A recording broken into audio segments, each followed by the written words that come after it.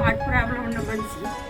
ఒక పక్క వృద్ధురాలు మా అత్తగారు నేను గడగడ వణికిపోయాము.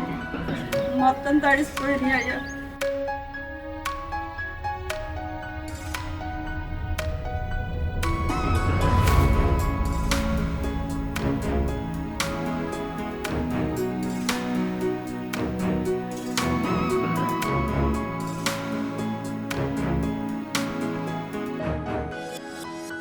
మాది ఇంద్రమ్మ కాలనీ 10వ రోడ్డు అండి, శాంతినగరం, కొండపల్లి.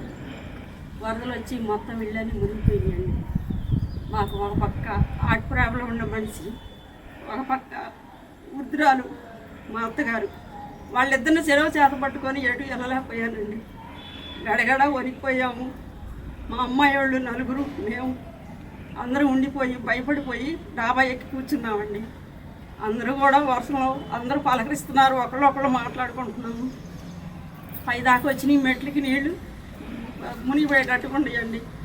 చాలా బాధపడ్డాము మేము. ఎప్పుడుకో 3ంటికో ఏమో పడవలు పంపించారు మాకు. పడవల్లో వెళ్ళిపోయాము. సూర్య కాన్వెంట్ స్కూల్లో ఇక్కడ శాంతినగర్ శివన్న ఆ స్కూల్లో ఉండమన్నారు మమ్మల్ని.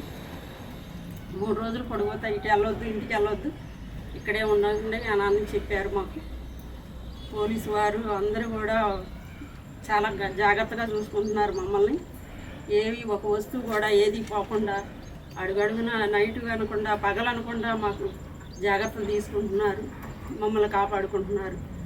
కాకపోతే మేము భయపడి ఇప్పుడు కూడా ఇంకా కోలుకోలేకపోయామండి. ఇంకా వర్షాలు పడతానే ఉండేవి, తగ్గట్లేదు మాకు.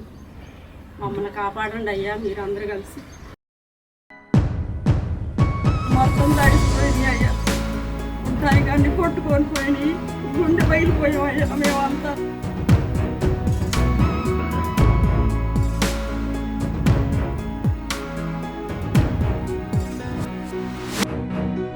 అయ్యా మమ్మల్ని కాపాడండి అయ్యా మీరు. మా బిడ్డలు ఎక్కడో ఉన్నారు, కేకర్లో అంటా పనులు చేసుకుంటూ ఉన్నారు. వాళ్ళు రావటానికి వీల్లేదు, వాళ్ళు ఎక్కడో ఉన్నారు. మేము ఉండము. మా అమ్మాయి వాళ్ళు ఇక్కడే, వాళ్ళు నలుగురు ఇక్కడికి వచ్చారు, మేము 7గురు అందరూ కూర్చొని మాట్లాడుకుంటా ఉన్నాం. పైదాకా వచ్చి మునిగిపోయినాయండి. అటు వాళ్ళ అత్తగారు మామగారు వాళ్ళు గడగడ మునిగిపోయారు. ప్రాణాలతో కాపాడుకున్నాం మేము, అంతే అయ్యా. అన్నీ కొట్టుకొని పోతున్నాయి, ఏం చేయలేని పరిస్థితి. బియ్యం ఉండా, ధాన్యం ఉండా, ఏ ఉండా కూడా పోకపోయినా మమ్మల్ని కాపాడండి అయ్యా. ఎప్పుడు ఇలా మేము చూడలేదు. నేను పుట్టాక బట్టి నాకు తెలవదయ్యా ఈ వర్షం.